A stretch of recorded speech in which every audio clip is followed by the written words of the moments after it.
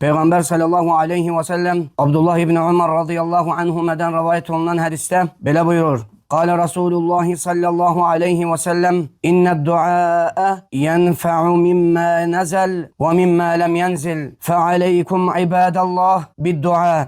Demek Peygamber sallallahu aleyhi ve sellem böyle buyurur. Hakikaten dua nazil olanı, yani baş veren musibetleri ve baş verecek musibetleri aradan kaldırır. Öyleyse ey Allah'ın kulları, dua edin. Bu Peygamber sallallahu aleyhi ve sellem'den ümmetine olan ezametli bir tövsiyedir.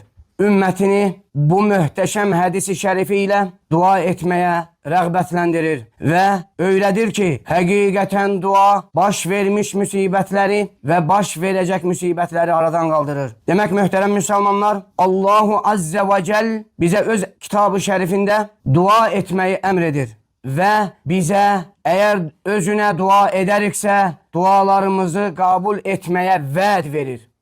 Allahu Teala buyurur.